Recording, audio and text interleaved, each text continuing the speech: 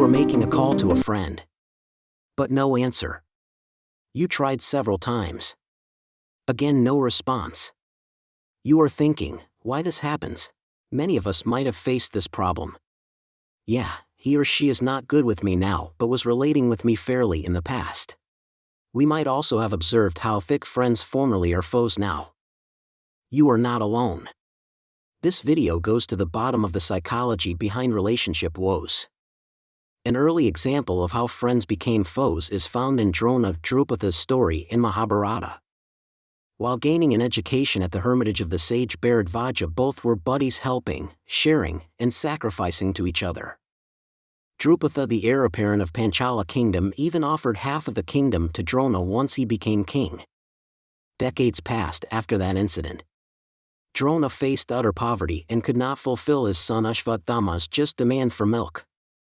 Scarcity forced Drona to visit Drupatha, his classmate who was the king then.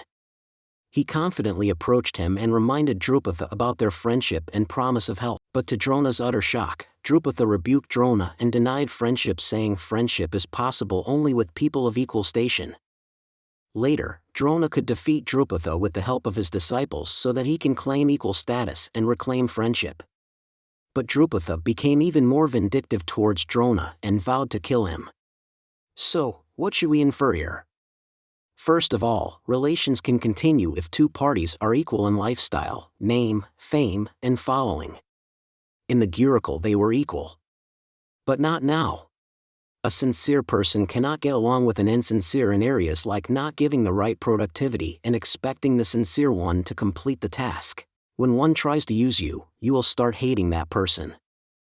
A fast mover finds it difficult to adjust to a slow mover and will try to get rid of the slow one in a goal-centric relationship. When some tries to devalue you, your effort, achievements, or your assets, you lose interest in that person. You avoid them. When you receive appreciation for your accomplishments, your friends may turn jealous and start avoiding you.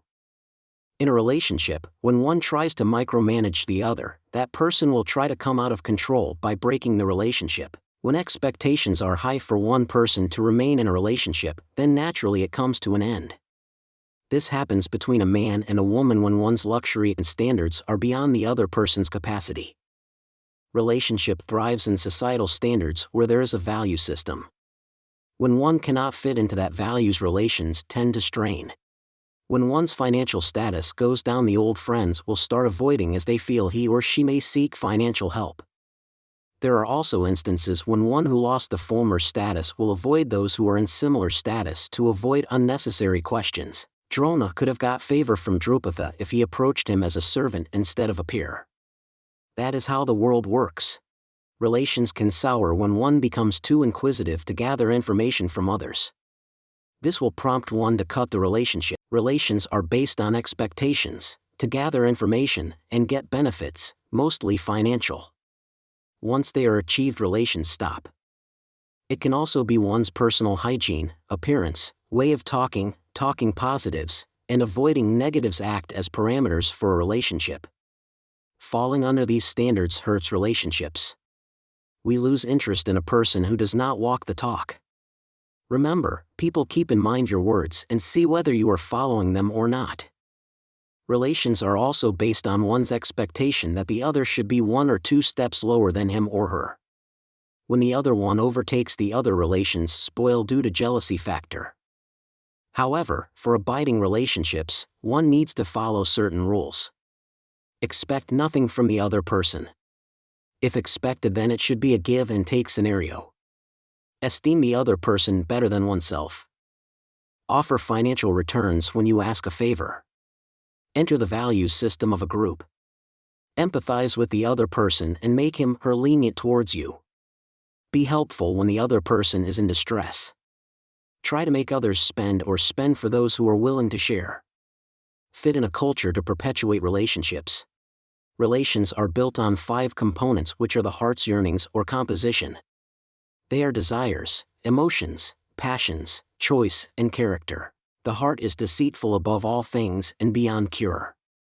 Who can understand? Jeremiah 17 verse 9. Understanding what is in the heart of another person helps you to maintain or avoid a relationship. Humans are untrustworthy, ungrateful, greedy, and self-lovers in general.